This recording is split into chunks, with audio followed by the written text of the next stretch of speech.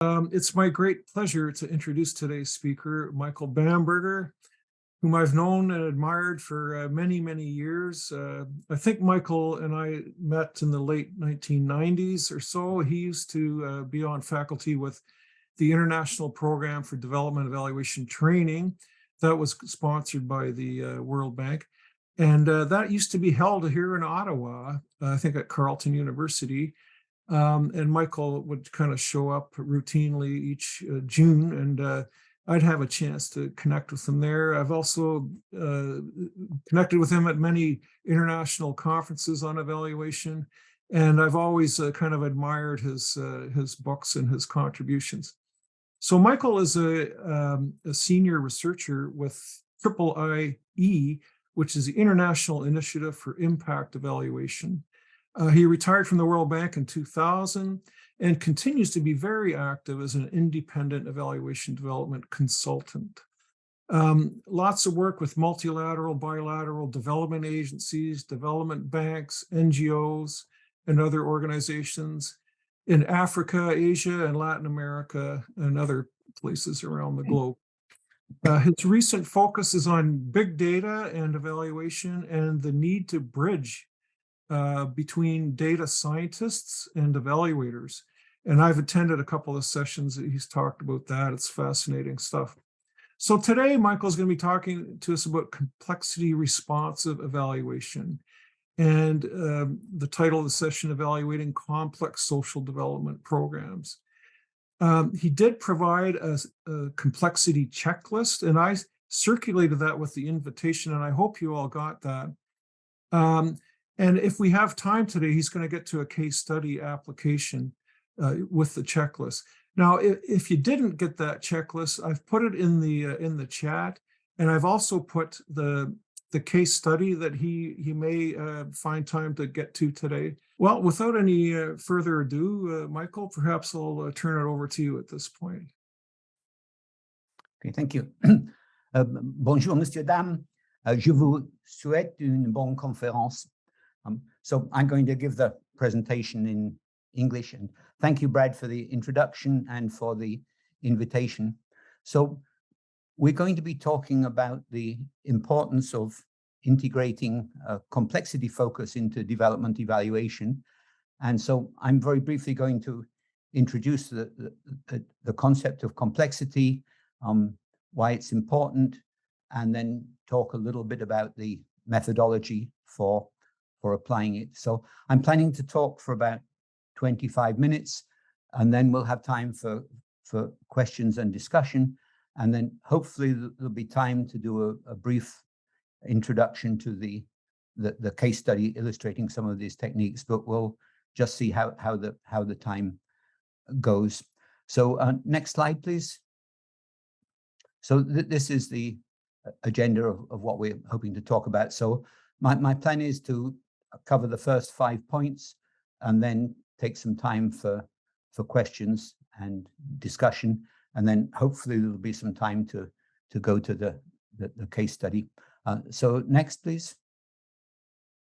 So we'll begin by just asking, how do you define complexity? So next, please. So it's important to understand that there isn't any universally agreed definition of complexity.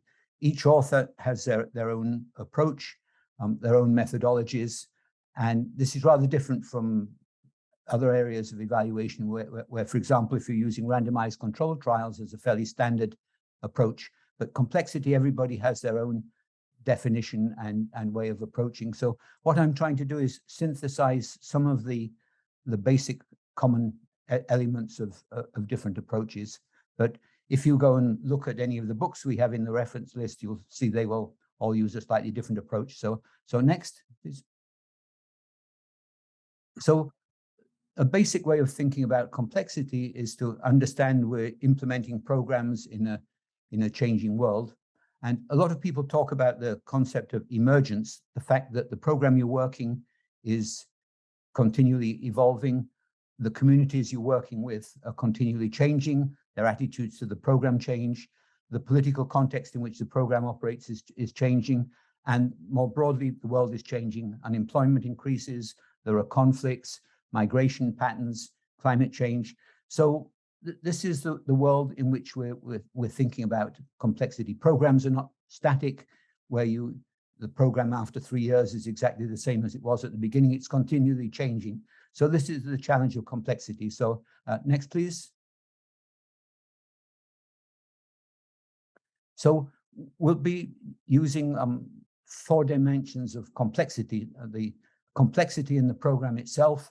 Programs can have quite a lot of different components, work differently in different areas, address social issues of acceptance by the community. So the program itself can be quite complex, or it may be simple, but often it will have elements of complexity. And then something which is really important, but often doesn't get so much attention, is the organizational dynamics.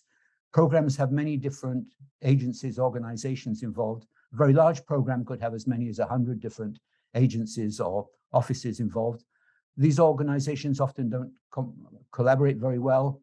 There may even be conflicts, may have different structures and communication patterns. So often, even if the program is working well, the organizational dynamics can reduce its effectiveness. And this often doesn't get studied as much as it should. Then the context in which the program is implemented is also complicated, complex. We'll see that in the next slide in a minute. Then the processes of change. The traditional evaluation, you have a linear model of where some clearly defined inputs will produce some clearly defined outcomes. But with complexity, it's much more difficult than that. It's not a linear, things move forward, that you have problems, they change direction, sometimes you backtrack. So as we'll see, this is one of the big challenges of assessing complexity. Next, please. The four points in the middle are the 4 dimensions which we were talking about, of the program, the organizational structure, the broader context, and the process of change. But outside your program, there are many, many different factors which are affecting how it operates. There's the political context, the economic, the legal, sociocultural, climate change, international context. All of these things affect how the program operates. So a program which may work well in one area, exactly the same program may not work well in another area because of all of these external factors. So next, please. There we go. Okay, so this is just the simple linear model which we're talking about, where you have inputs and they produce outcomes in a fairly linear way. Over 3 years later, you hope you've achieved your outcomes.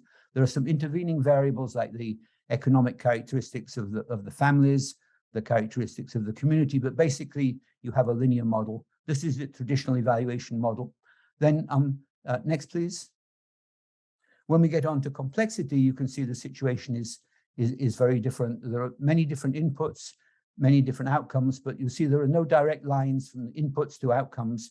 There are all of these intervening variables which all interact with each other. So the process of tracking changes is very complex, which is why we talk about complexity evaluation. So next, please.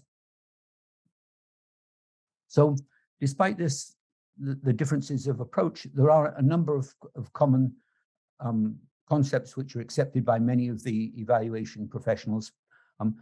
You have to look into interrelationships between multiple actors. You have to understand the different perspectives and values of the different actors. There isn't just one way of looking at the program. You have to understand the boundaries. What exactly are you evaluating? Just economic impacts, social impacts, health impacts? You need to define that. What is the population you're covering? Is it just the families directly affected, or is it the whole community? Is it the effects on the wider community? Is the effect on government policies? And what are the time horizons? Are you just evaluating change over 6 months, a year, 5 years, 10 years? These are often not defined, and that's very critical. And then dynamic interactions among all of the different actors in the program and the different components of the program. Each component affects the others in complex ways. Then there are different time trajectories that some components are achieved much faster than others. So when you've got various different components which have to all work together, the different time trajectories get complicated.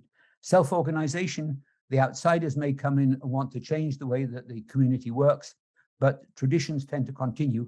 So often the program doesn't work in the way that you expected because of the self-organization. Then we've already talked about emergence. And then the final concept is the path dependency, that how a program works is very sensitive to the initial conditions. Traditions continue. And so in different communities, you may find the program operates differently because of the different initial conditions and the path dependency that these initial conditions tend to influence the program. So next, please. So we've now talked a little bit about the concept of complexity. So now we're going to ask, why is it important? Why should we worry about complexity? So next, please. Complexity is important for a number of reasons. And remembering most evaluations don't address complexity. It's something which tends to get ignored. So why does this matter? Firstly, most programs involve some elements of complexity. Some are more complex than others, but most of them have some elements of complexity. So if we don't address these, we may be misunderstanding how the program works. So as we say, most evaluations don't really address complexity very adequately, which means you can misunderstand program impacts. They may have more impacts than you're measuring with your traditional design. On the other hand, they may have less impact because the complexity factors reduce the effectiveness of the program. And then something very important nowadays, that the Sustainable Development Goals, the SDGs, all of those require a complexity focus. If you look at a map of the SDGs, they're always talking about the links between the health components, the education, the transport, the energy, the conflict resolution. So all of these things interact. So the SDGs require a complexity focus. So for all of these reasons, complexity is very important. So next, please. So there are a number of reasons why conventional linear evaluations find it difficult to assess the complex world in which programs operate. We've already mentioned emergence. There are multi-sector, many programs are multi-sector, so you have to understand the relationship between the education, the health, the transport components, which is difficult to do with conventional evaluations. We've mentioned the interactions among multiple stakeholders, which are critical. Dynamic processes where different components are interacting with each other, hard to assess with conventional evaluations. Then we've already talked about the multiple contextual factors, and many of the changes we're looking at are behavioral and qualitative, which can be difficult sometimes to assess with conventional methods. So for all of these reasons, conventional evaluations can find it challenging to address complexity. So next, please. So what happens if you're not addressing complexity? You may be overestimating project impacts in the real world because some of these complexity factors are reducing what seems to be the effect of your project. On the other hand, you may be failing to identify many outcomes not included in the project design. Many conventional evaluations only look at the one or two impacts which are specifically designed in the project specified in the project documents. But in fact, there may be many other important changes, for example, changes in how the community is organized, which are not captured in your evaluation because they weren't in the project design, but which can be really critical. Then you'll often be underestimating the potentially disruptive effects of interactions among different stakeholders. And you may be failing to clarify boundaries. Very often, the boundaries are very narrowly defined. So lots of things which are happening, you're failing to address. So for all of these reasons, it's really important to be addressing complexity. There are very serious consequences if you don't. So next slide, please. Another point is that it's important to recognize that different programs are affected by complexity in different ways. So you need to adapt your complexity evaluation to the characteristics of your project. There isn't one size fits all. If you're evaluating a large transport project, the approach to complexity will be very different than if you're looking at a program for youth in 5 different project areas. Next, please. So that's just making the point again. So whereas with some conventional evaluations, if you're using randomized controlled trials, you use them in a very standard way for any project. But with complexity, you have to adapt and be very flexible among all of the different tools and techniques which you have available. So it has to be much more agile. Next, please. So now I'd like to talk briefly about the complexity checklist, which I hope you've received a copy. If you haven't, you'll be able to look at it afterwards. So next, please. But this is just the complexity map. And what we're going to be doing with the checklist is to look at the 4 components which we've been discussing: the project, the organizational relationships, the contextual factors, and the causality and change. So next, please. So what the checklist does is it measures the 4 dimensions of complexity, the project interactions among stakeholders and so on.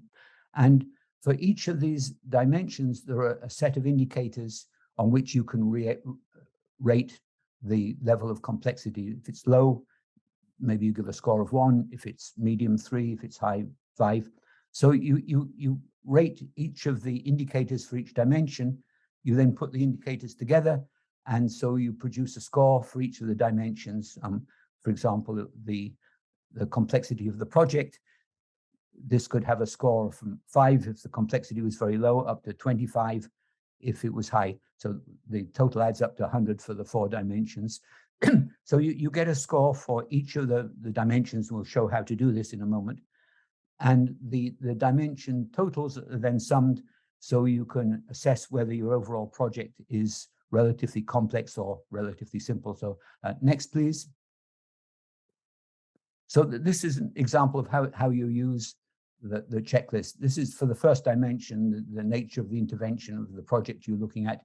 You can see on the left, there are 10 indicators which are being used to assess the complexity of the project. The objectives of the project, the nature of the problem being addressed, the size of the program, the stability of the program design, the implementation procedures, the services or components, technical complexity, social complexity.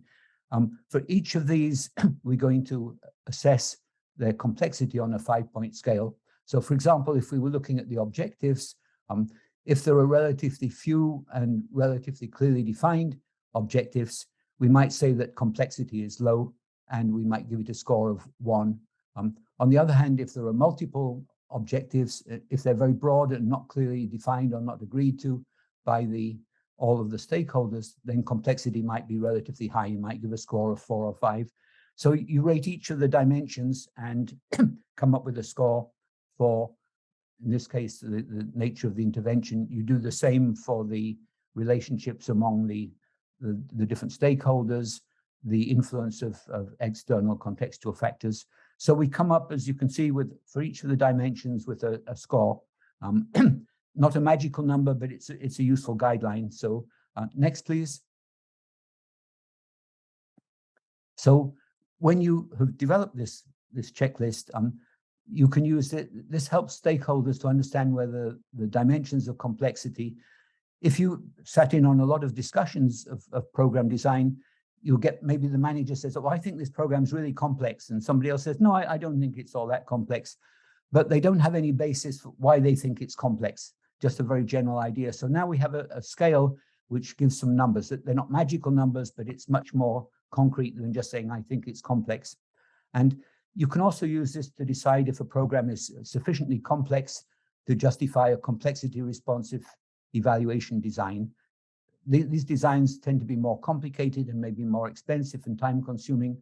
So you want to see whether it's worthwhile using it. Is your program sufficiently complex to justify this? You can also use the checklist for a portfolio review, where you rate individually each of the programs in the portfolio to see whether in general, for example, health programs are more complex than education programs or transport programs. And you can also use the complexity scores, compare them with the assessment of program performance. Do you find that programs which are more complex have lower performance scores? So these are some of the ways you can use the checklist. So next, please.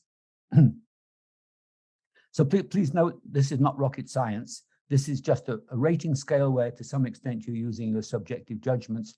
So you have to be careful not to pretend that this is a very precise statistical assessment where you can use regression analysis and so on to come up with all sorts of correlation patterns.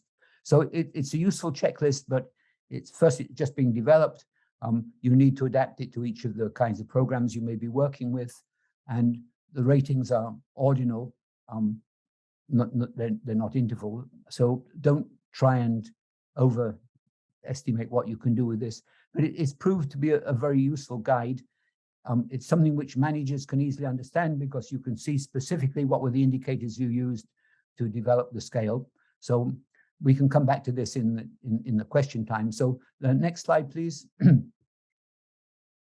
So before we take a break for questions, I just wanted to briefly explain a 5-step model which we've developed for unpacking. You'll see why we use the word unpacking in a moment, to evaluate complex programs. So this is a fairly simple model. It's a first step, but it's a very helpful tool for beginning to get some understanding of complexity, particularly for people who are not specialists in complexity and systems analysis modeling.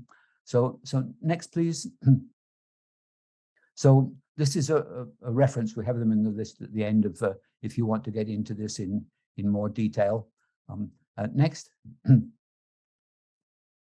So this is the 5-step model. And the basic idea with this model is we start with a very complex program. We need to understand why it's complex using the checklist and the complexity map and other techniques. And then it's very difficult to evaluate in its totality a complex program. So what we do is we look at what are the main elements of the program and try to develop evaluations, separate evaluations for each of the different components using the best evaluation tools. You can draw on a whole range of evaluation tools. So you evaluate each of the components, and then the challenge is to bring this back together. So just as an example, we'll be talking in the case study, if we have time, about a program to combat violence against women in El Salvador. The program trains the police to address when there are complaints of violence. It works with schools to develop curricula to educate children, make them aware of conflict, why it's important. Works with the legislature to try to introduce new law. It works with community groups to try to empower women to address complexity. To address conflict. So these are some of the units, and we might do a separate evaluation of each of those units, and then we bring it all together again. And we'll talk about that in just a moment, of how to bring it together again.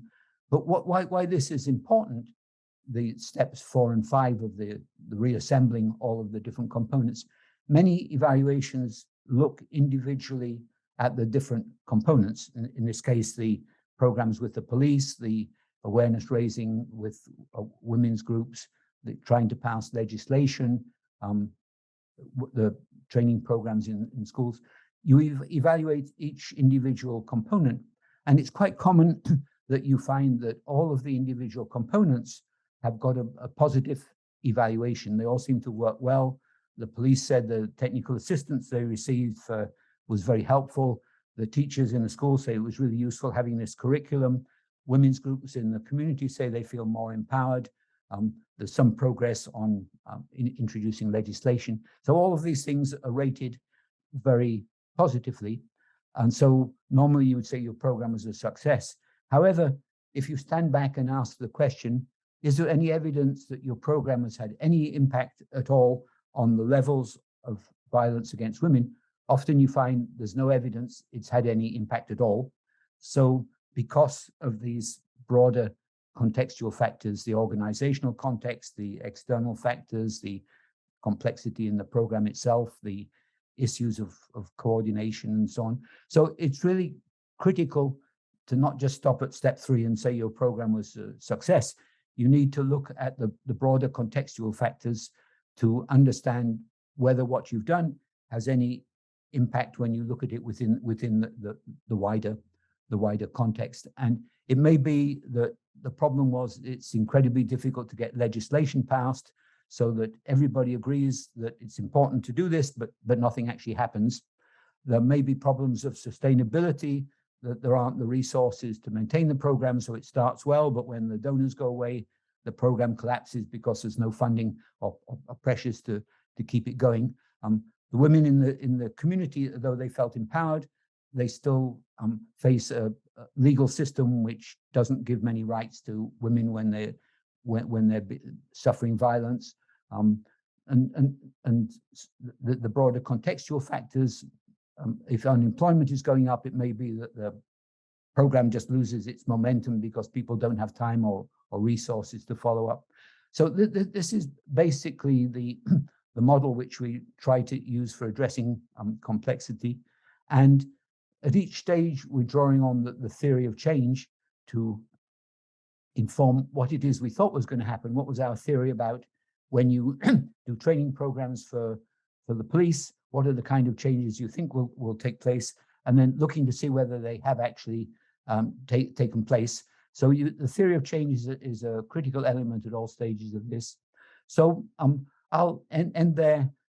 Now we can take some questions and then see how the time is going, whether we're able to go on with the case study. So I apologize, this was a very rapid overview because I often give this workshop in 1 day, or we used to take 3 days. So this is obviously just a very brief summary.